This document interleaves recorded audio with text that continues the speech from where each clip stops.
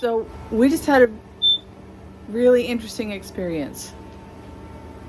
We're in a Harvest House location, so we do not have access to electricity, which is fine. We have our batteries and everything. When all of a sudden our carbon monoxide alarm went off. So we're like, holy crap, what's going on here? And we didn't have a generator on.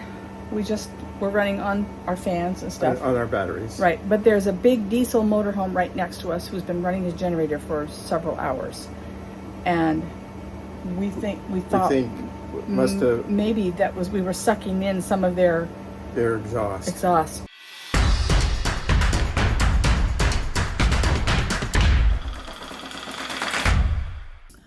All right, well, let's back up from what we did in the intro there. We arrived at this Harvest Host location on a Tuesday afternoon, and we arrived early enough that we had our pick from this really nice gravel we were the first ones there. We were the first ones there, yeah. Mm-hmm. And you can see from this Google pic that it's a pretty good sized area. There was room for several RVs that were there, but we were the first ones there, and we kind of situated the RV and didn't unhook the Jeep because we didn't need to. And we went into the marketplace and enjoyed some time in there, which was great. When we came out, there were two additional RVs that had pulled in. One was a truck with a fifth wheel, pretty good size, and he was a ways away from us. But then there was this big diesel motorhome that pulled in right next to us. I mean, like, kind of close for my taste. Not very far away. Yeah, not far away at all. It was pretty warm, but it wasn't crazy hot. So when we first got there, we had the generator, we turned the generator on and ran the air conditioner while we were in the marketplace so that we cooled down for Phoebe and just made sure that was situated. Yeah, and we left it on for a little while after we got back. We did. And then we turned it off in favor of less noise. Yeah, using the fantastic fans to pull air out. Right. And our neighbor kept his generator on, and the noise didn't bother us. No, it was fine. It really was fine. It was fine until the CO monitor went off. Our CO monitor went off all of a sudden. At first we thought, well, the carbon monoxide monitor, is it a battery issue? Maybe the battery's gone out and so it's alerting. We went over there and no, it was all wired in. There's no battery at all. And we had recently tested it. Yeah, so we knew it worked. We knew it worked. And so we thought, okay, so there's really carbon monoxide in our motorhome. What do we do now? We don't have any, the furnace isn't on, our gas stove isn't on. We're going, and we don't have our generator on. How are we generating any carbon monoxide that's getting into our RV? Right, exactly. And then I smelled very faintly a little bit of diesel exhaust. I thought, maybe it's coming from outside our windows. Because we don't have a diesel. So I ran outside, and it was very strong diesel exhaust fumes outside between the two RVs. And so I thought, we need to move.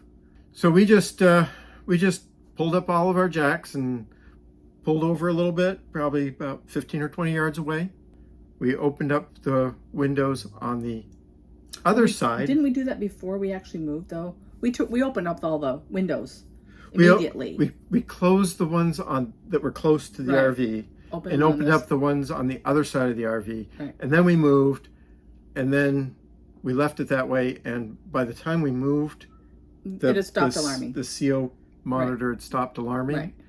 And you can hear on that very first segment, you can hear the last two beeps that it gave off before it stopped. Yeah. So that was definitely it. Now, should we have gotten out immediately and called 911? Probably. That's actually always best practice. If your smoke alarm or your CO monitor goes off, get out. We do have a fire safety video that will be coming out, and we'll talk a little bit more about this.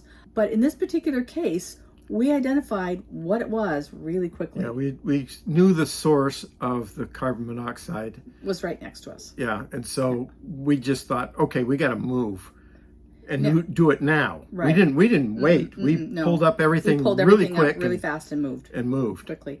And had we been boondocking and we were by ourselves, oh yeah, that would have been we would have grabbed Phoebe, stuffed her in her little carrier,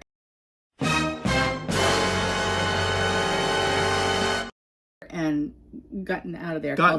And then stuffed her in a carrier, probably. I mean, it's like you do not want to be in carbon monoxide. No, you do not. That's what we absolutely would have done. But we were able to solve it very quickly. So what are the takeaways? always believe your CO monitor and your smoke alarms.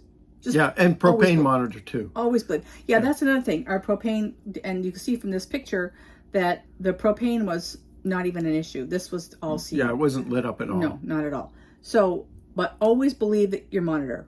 We kind of prepared for the idea that we were the creators of the problem. We weren't prepared for somebody else being. Yeah, it never occurred that our CO monitor might go off because of something that somebody else was doing. Right, right. Now, never even occurred to us. We've never been to a rally or a show where you're packed in, you know, like at Albuquerque or any of the RV shows. We've never done that. And so, I don't know, you tell us. Tell us in the comments. Have you ever had this happen to you where your neighbor's exhaust has come into your rig and started off your CO monitor? Yeah. Because we just had no idea. Maybe it would have been better practice if I had pulled air in with the fans so that it was pushing it out rather than and those that would get air that was higher up and probably fresher than if I pull the air out and it's coming in, you know, through some crevices or something. We don't know exactly where it was coming in. But I'm thinking it must be, well, it was the windows. I know the driver's window. I could smell it very strongly there, so I know it was coming in there. Yeah, so it was creeping in the little crevices, and then we were just making it worse by sucking it in. But we're certainly glad that we had that CO monitor because we could have just gone to sleep. Absolutely. If we'd gone to sleep, that would have been really bad. It would have been. We wanted to make sure and let you know that this is a possibility. If this has never crossed your mind, like it had never crossed ours, that someone else's fumes can set off your CO monitor and create fumes in your rig. Now, if you don't have a CO monitor, you need to go and get one immediately. Absolutely get one. Immediately, because these rigs can get really closed up. And because they're so small, it can fill up with CO really fast. Carbon monoxide. Really fast. It's really bad for you. So this really is bad. So that's our story, and we're sticking to it, I guess. If you've had this kind of experience, leave us a comment and let us know, what have you done? And, you know, what are some things to keep an eye out for? How do you handle being at a rally or somewhere where there's multiple generators and fumes going on? How do you handle that? So that's going to do it for this time. So if you haven't already, make sure you hit that subscribe button. If you like the video, give us a thumbs up and ring the bell to get notified. You bet. And until next time, Restless friends, you take care. Bye.